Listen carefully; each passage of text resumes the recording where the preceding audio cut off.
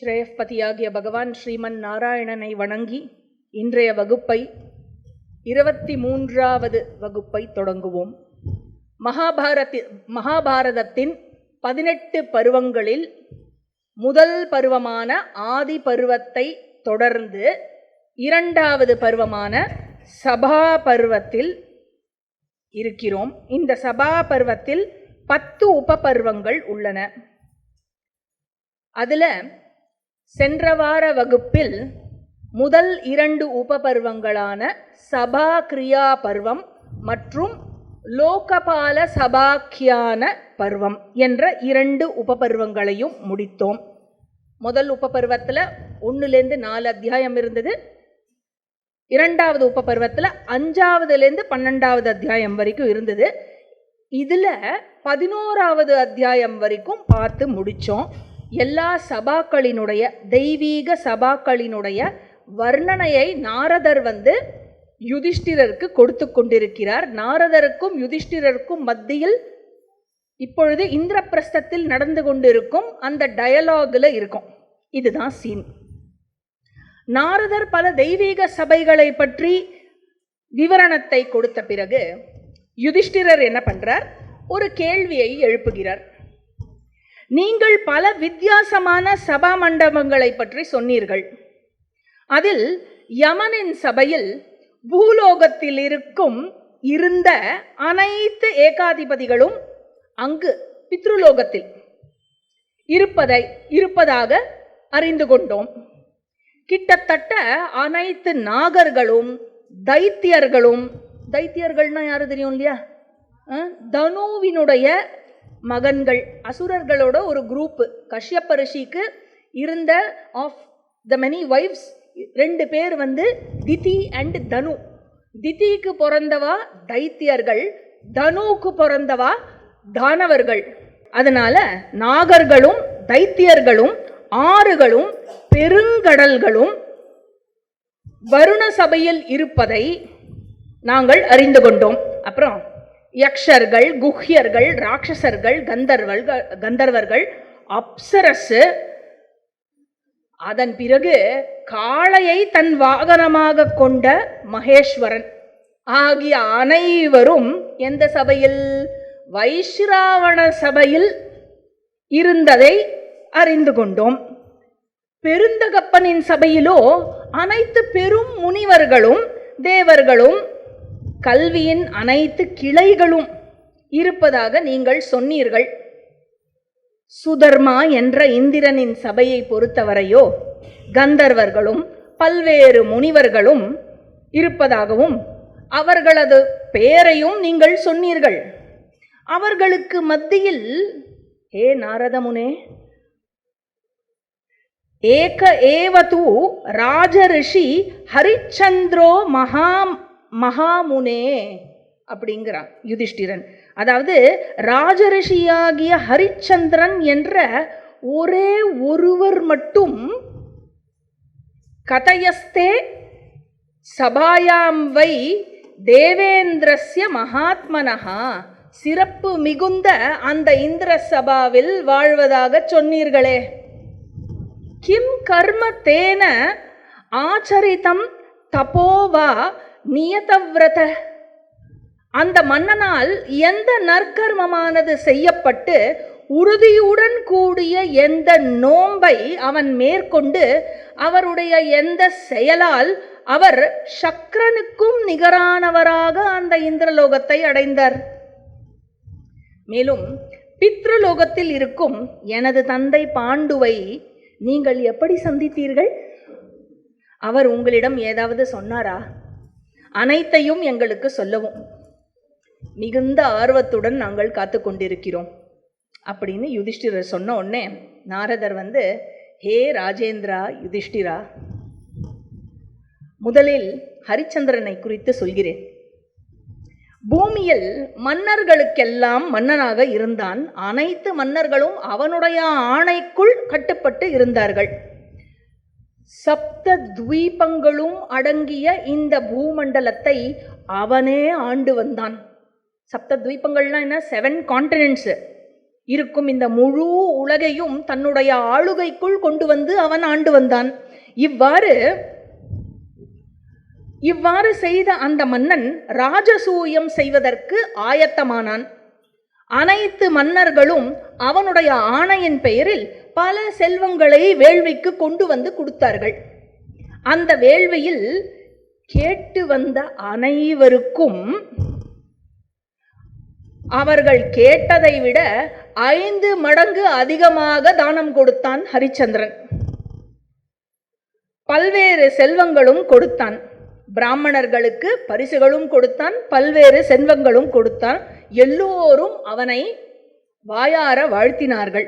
தனது பெரும் வேள்வியை முடித்து கொண்டு உலகத்தை ஆட்சி செய்து அவனுடைய அரியணையில் அவன் பிரகாசமாக ஒளிர்ந்து கொண்டிருந்தான். ஹே பரதரிஷபா, யுதிஷ்டிரா, ராஜசூய வேள்வியை செய்யும் அனைத்து ஏகாதிபதியும் இந்திரலோகத்தை அடைந்து இந்திரனுக்கு சமமாக அவனுடன் மகிழ்ச்சியுடன் நேரத்தை கடந்து வருகிறார்கள். காலத்திற்கும் பிரகாசித்துக் கொண்டிருக்கிறார்கள். ஹே யுதிஷ்டிரா, ஹரிச்சந்திரனின் இந்த நற்பேரை கண்ட உன்னுடைய தந்தை அதனால் ஆச்சரியம் அடைந்தார். என்னிடம் வந்து தனது தம்பிகள் தனக்கு கீழ்ப்படிந்து நடக்கும் வரை யுதிஷ்டிரரால் முழு உலகையும் ஆள முடியும். இந்த விஷயத்தை அவரிடம் நீங்கள் சென்று சொல்லுங்களேன் என்று என்னை பணிந்து கேட்டுக்கொண்டார்.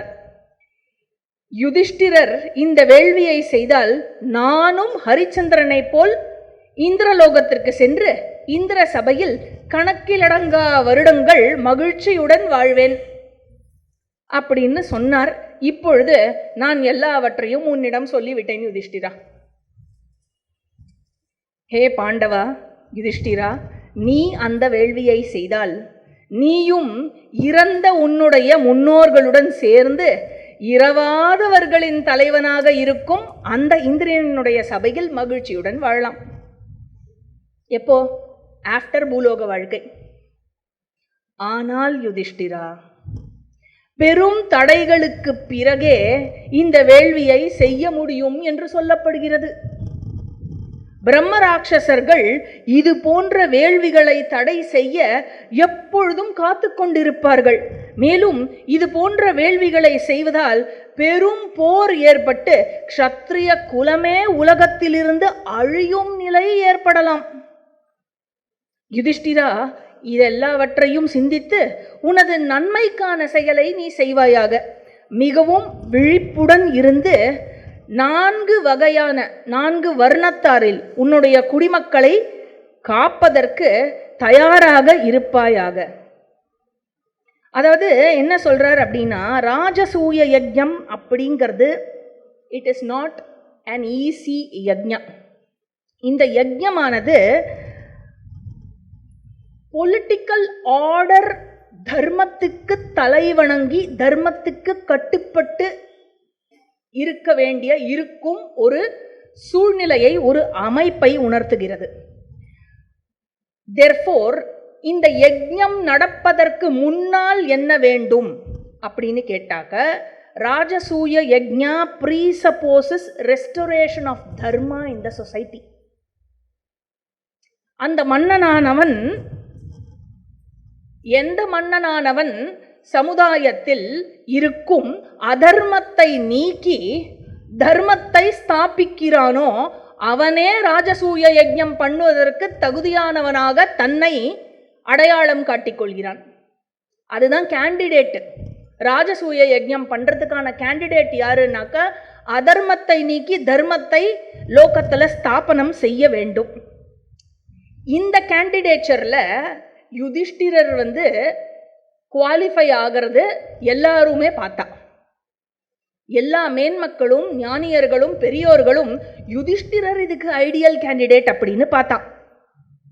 அதனால அதாவது இன்னைக்கு தர்மா அப்படின்னு சொன்னாக்க நமக்கு என்ன ஆயிடுதுன்னா, நம்மளுக்கு தெரிஞ்ச தர்மா கோவிலில் பிச்சை போடுற லெவலுக்கு இறக்கிட்டு வந்துட்டோம். அதுதான் நமக்கு தெரியும். தர்மம் பண்ணுங்க சாமி அப்படின்னா அதை தான் தர்மான்னு தெரியும். வேற என்ன தெரியும் நம்மளுக்கு தர்மானுன்னா? ஸ்கூல் புஸ்தகத்தில் சொல்லி தரது இல்லை. அதனால என்ன ஆயிடுத்து அப்படின்னாக்க, தர்மம் அப்படின்னு சொன்னா யாருக்குமே ஒண்ணுமே புரிய மாட்டேங்கிறது. அதாவது தர்மம் எங்கு ஆட்சி செய்கிறதோ, தர்மம் எங்கு மேலோங்கி இருக்கிறதோ அங்கு எல்லோருக்கும் பாதுகாப்பானது அளிக்கப்படும், நீதி இருக்கும், ஒரு ப்ராப்பர் ஆர்டர் இருக்கும், எல்லோருக்கும் அன்பு நிறைந்திருக்கும், மகிழ்ச்சி நிறைந்திருக்கும், கம்பேஷன் இருக்கும், உண்மை இருக்கும், எல்லாருக்கும் ஃப்ரீடம் இருக்கும். இதெல்லாம் இருந்தது அப்படின்னு சொன்னாக்க தர்மம் ஆண்டு கொண்டு இருக்கிறது, செழுமை இருக்கும், ப்ராஸ்பெரிட்டி இருக்கும், செல்வம் இருக்கும், பஞ்சம் இருக்காது, வறட்சி இருக்காது, பகை இருக்காது. இப்படியெல்லாம் இருந்தது அப்படின்னு சொன்னாக்க தர்மம் ஆண்டு கொண்டு இருக்கிறது. மாதம் மும்மாறி மழை பெய்யும். அதர்மத்தின் ஆட்சியில் எப்படி இருக்கும்னா லஞ்சம் இருக்கும், ஊழல் இருக்கும், பொய் இருக்கும், சூது இருக்கும், களவு இருக்கும், செல்ஃபிஷ்னஸ் இருக்கும். அதுக்கப்புறம் கன்சம்ஷன் கான்ட்ரிபியூஷனை விட அதிகமாக இருக்கும். அதுக்கப்புறம் சுரண்டல் இருக்கும், கொலை இருக்கும், கொள்ளை இருக்கும், அநீதி இருக்கும், அக்கிரமம் இருக்கும், டெரரிசம் இருக்கும். சரியா? ஆக இதெல்லாம் இருக்கும் பொழுது நமக்கு தெரிஞ்சிடும் நம்ம இப்போ எந்த ஆட்சியில் இருக்கோம், தர்மமான ஆட்சியா அதர்மமான ஆட்சியா அப்படின்னு, இல்லையா? அதனால சுத்தி மட்டும் உலகத்துல எல்லா பக்கமும் வார் நடந்துட்டு இருக்கிற இந்த சூழல்ல டெஃபினட்டா சொல்ல முடியும், பாரத நாடு எல்லா காலத்திலையுமே அமைதியா இருந்த நாடு, பாதுகாப்பா இருந்த நாடு. அதனால இன்னைக்கு காலம்பர ரங்காஜியோட சத்சங் யாரெல்லாம் இருந்தேலோ ரீகால் பண்ண முடிஞ்சதுன்னா, எத்தனையோ சிவிலைசேஷன்ஸ் இந்த உலகத்தில் இருந்தது. Babylonian civilisation, Roman civilisation, Egyptian civilisation, கிரேக்க நாகரிகம், எத்தனையோ மெசபோட்டேமியன், என்னெல்லாமோ இருந்தது. இன்னைக்கு எல்லாமே என்ன சொல்கிறது, places of monuments and visits அந்த மாதிரி தான் இன்றைக்கி இருக்குது, இல்லையா?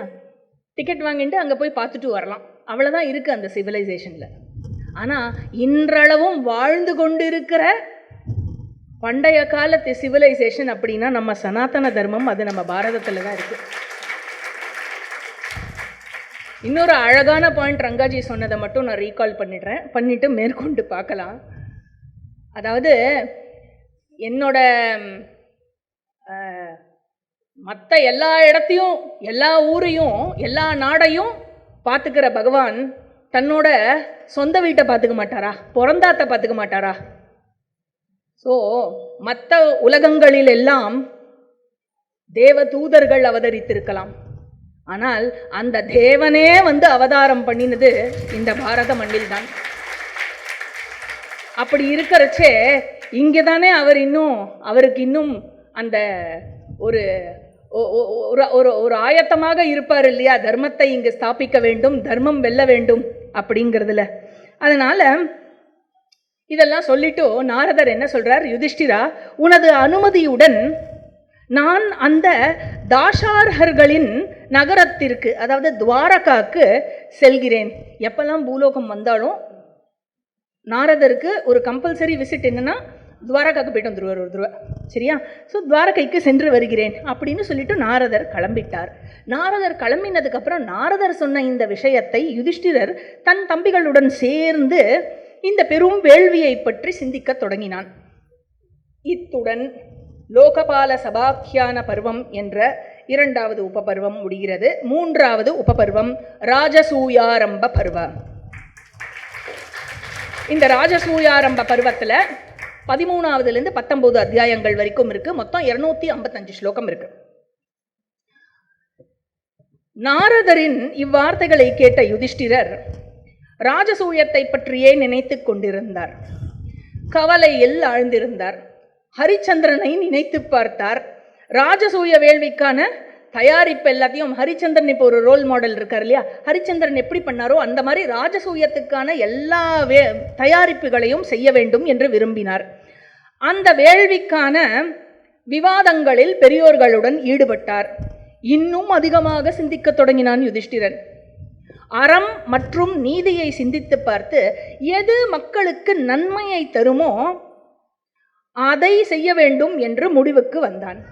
வேறுபாடுகள் பார்க்காமல் அனைத்து மக்களின் நன்மைக்காகவும் பாடுபட்டான்.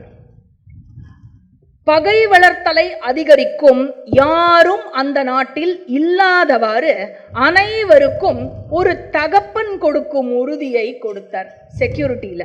அதனாலேயே யுதிஷ்டிரன் அஜாத சத்ரு என்று அழைக்கப்பட்டான். யுதிஷ்டிரன் அனைவரையும் தன்னுடைய குடும்பத்தில் ஒருவர் போல் பாதுகாத்தான். பீமனோ அனைவரையும் நீதியுடன் ஆண்டான். அடுத்த தம்பி அர்ஜுனனோ தன்னுடைய இரு கரங்களையும் மக்களுடைய பாதுகாப்பிற்காகவே பயன்படுத்தினான்.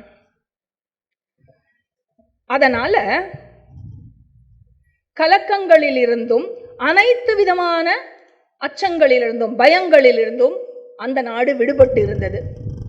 வேண்டும் என்று இனி விருப்பமே வராத அளவுக்கு அத்தனை மழை பொழிந்தது. நாடு வளமையில் திகழ்ந்தது. யுதிஷ்டிரனுடைய ஆட்சியில் அச்சுறுத்தி பணம் பறித்தல், அப்புறம் எதெல்லாம் இல்லைன்னு சொல்லிட்டு இருக்கேன், அச்சுறுத்தி பணம் பறித்தல், அதுக்கப்புறம் வாடகை பாக்கிக்காக துன்புறுத்துதல், நோய், நெருப்பு, நஞ்சு அல்லது மந்திரத்தால் உண்டாகும் மரணம் குறித்த பயம், திருடர்கள் குறித்த பயம், ஏமாற்றுபவர்கள் குறித்த பயம், அரச குலத்தோர் யாரும் மக்களிடம் தவறாக நடந்து கொண்டது இல்லை. இதெல்லாம் எப்பொழுதும் யாரும் கேள்விப்படவே இல்லையாம் யுதிஷ்டிரனுடைய ஆட்சியில். யுதிஷ்டிரர் ஆட்சியில் அவனது நாடு பெரும் வளமையை அடைந்தது. அவன் எந்தெந்த நாடுகளை எல்லாம் வெற்றி கொண்டானோ அந்தந்த நாடுகளில் உள்ள பிராமணர்கள் முதல் குடியானவர்கள் வரை 4 வர்ணத்தாரும் அவனுடன் அவரவர் தந்தை தாயுடன் கொண்ட பிணைப்புடன் யுதிஷ்டிரருடன் இருந்தார்கள். அப்படி ஒரு பேரண்டல் கேர் கொடுத்து பார்த்துட்டு வந்து ஆண்ட மன்னன்.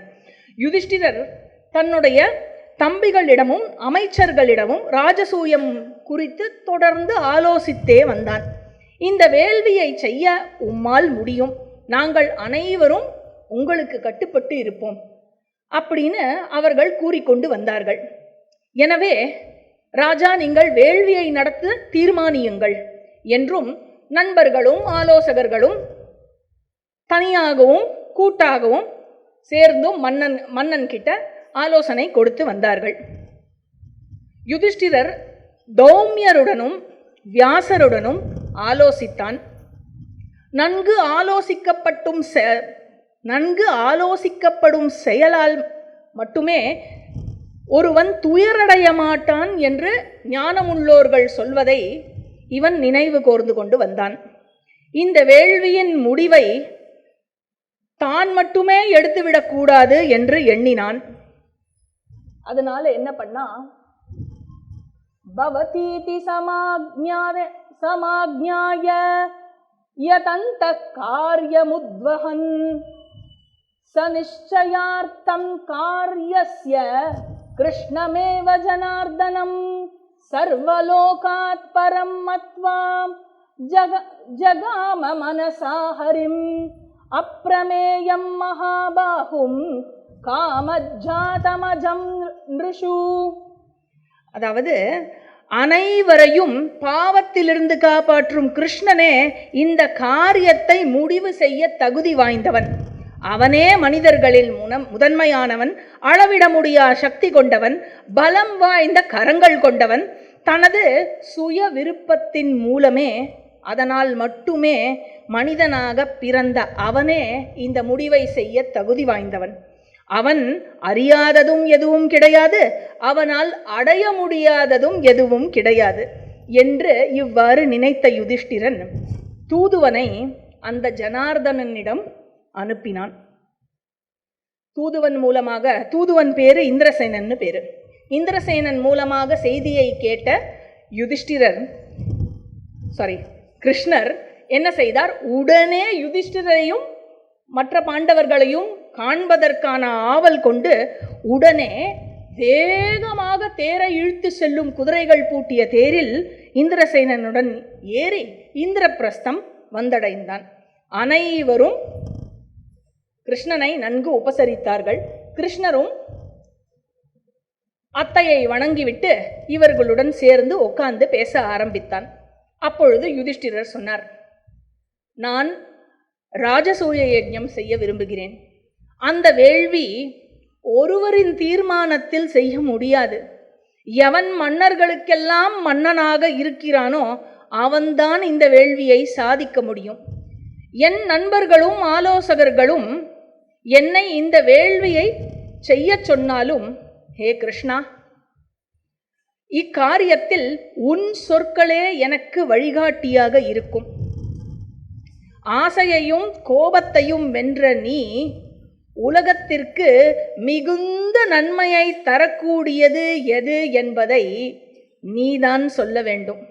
அதாவது ராஜசூய யஜ்ஞம் அப்படிங்கிறது ஒரு தனிப்பட்ட ராஜா it is not a feather to his hat. ராஜசூய யஜ்ஞம் அப்படிங்கிறது உலக நன்மைக்காக செய்யப்படும் யஜ்ஞம். அதனால் எது உலகத்திற்கு நன்மை தருமோ அந்த நன்மை எதுங்கிறத நீதான் சொல்ல வேண்டும் என்று கிருஷ்ணரிடம் கேட்டான். உடனே கிருஷ்ணர் என்ன சொன்னார் தெரியுமோ? ஹே மகாராஜா, ராஜசூய பெரிய ரிப்ளை என்ன கிருஷ்ணர் சொல்றது, ராஜசூய வேள்வி செய்வதற்கான அடிப்படை தகுதிகள் அனைத்தையும் நீங்கள் கொண்டிருக்கிறீர்கள். இருப்பினும் நான் உங்களுக்கு சிலவற்றை சொல்கிறேன். Point number 1. கடந்த காலத்தில் ஜமதக்னியின் மகன் பரசுராமன் க்ஷத்திரியர்களை கொன்றபோது மறைந்திருந்த க்ஷத்திரியர்கள், அதாவது மீதி இருந்த க்ஷத்திரியர்கள் முந்தைய க்ஷத்திரியர்களை விட சிறந்தவர்களாக இருந்தார்கள். ஏன்னா சிறந்தவர்களாக அல்லாத க்ஷத்திரியர்கள் கொல்லப்பட்டு விட்டார்கள். இவ்வாறு தற்போதைய உலகில் ஒரு சில க்ஷத்திரியர்கள் மட்டுமே அப்படி இருக்கிறார்கள். அந்த மிச்சம் மீதி இருந்தவா, ஒரு ஒரிஜினல் க்ஷத்ரியா கிளான்லேருந்து மிச்சம் மீதி இருக்கிறவா ஒரு சில பேர் தான் இருக்கா. தங்கள் மூதாதையரின் ஆலோசனைப்படி என்ன செய்தார்கள்? இவர்கள் ஒரு விதியை வகுத்துள்ளனர். நம்மில் யார் அனைத்து க்ஷத்திரியர்களையும் தோற்கடிக்கிறார்களோ அவர்களே பேரரசர் ஆக முடியும் என்றும். இது எந்த குரூப் ஆஃப் க்ஷத்திரியர்கள் மிச்சம் மீதி இருக்கிறவா அப்படின்னாக்க, ஐலா மற்றும் இக்ஷ்வாகு வழித்தோன்றல் பரம்பரையில் இயல்பாக இந்த விதியையும் அவர்கள் கொண்டார்கள். இந்த ராஜசூய விதியையும் அவர்கள் கொண்டார்கள். ஐலா அப்படிங்கிறவா யாரு, என்ன பரம்பரை அப்படின்னா இலாவினுடைய வழித்தோன்றலில் வந்தவர்கள். எங்கேயோ கேட்ட மாதிரி இருக்கும் இந்த பேரு இல்லை? சந்திரனினுடைய மகன் புதா, புதாவினுடைய மனைவி இலா, புதாவுக்கும் இலாவுக்கும் பிறந்தது புரூரவஸ். அந்த வம்சத்தில் வந்தவாதான் இந்த சந்திர வம்சத்து ராஜா எல்லாரும்.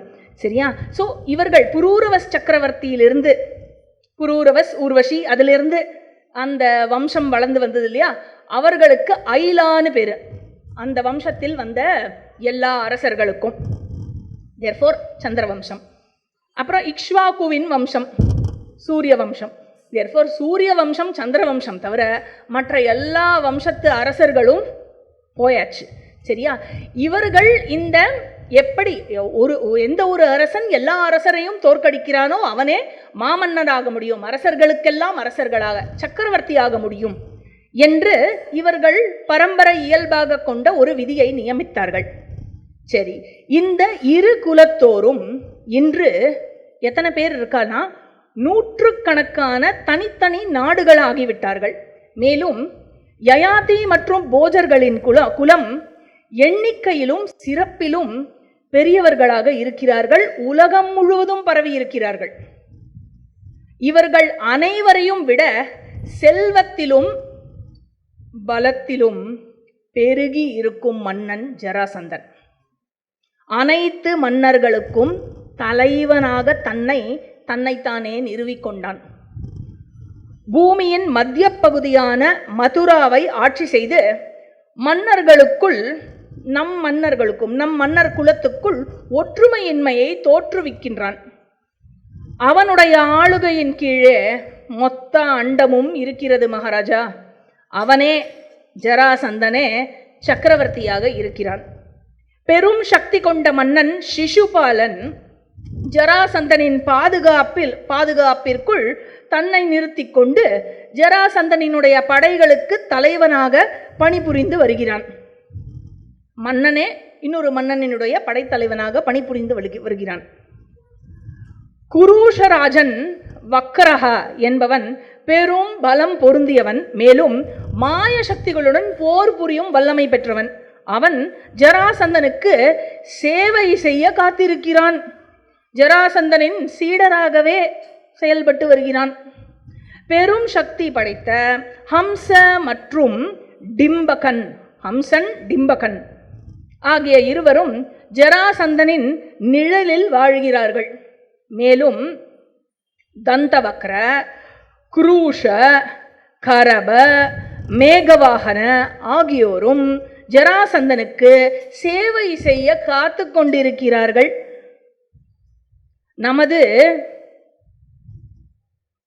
அதாவது ஜராசந்தன் நம்முடைய கிரீடத்தின் ரத்தினம் போன்றவன் என்று அவர்கள் கருதுகிறார்கள். யவனர்களின் ஆட்சியாளரும் முரர் மற்றும் நரகரின் நாடுகளை ஆட்சி செய்பவரான முடிவில்லாத படைகளுக்கு சொந்தக்காரனாக உங்களுடைய தந்தை பாண்டுவினுடைய நண்பனாக இருந்த பகதத்தன் அவரும் ஜராசந்தனின் வார்த்தைகளுக்கும் செயல்களுக்கும் பணிந்து இருக்கிறார். ரொம்ப முதியவர் பகதத்தன் என்பவர். அவரும் ஜராசந்தனுக்கு பணிந்துதான் இருக்கிறார். இருப்பினும் யுதிஷ்டிரா, ஒரு தந்தை தன் மகனிடம் எந்த அன்பு கொண்டிருப்பாரோ அதே அன்பை பகதத்தன் உம்மீது வைத்திருக்கிறார். ஏன்னா ஃப்ரெண்டோட பையன் இல்லையா, அதனால பூமிக்கு மேற்கிலும் தெற்கிலும் தனது ஆட்சிக்கு உட்பட்ட நாடுகளை கொண்டிருக்கும் உம்முடைய தாய் வழி மாமன் ஒருவர், புருஜித் என்ற ஒருவர் இருக்கிறார். அவர்தான் குந்தியின் குலத்தை தழைத்து வருகிறார். அவர் மட்டுமே உம் தரப்பில் இருக்கிறார், வேற யாரும் இல்லை.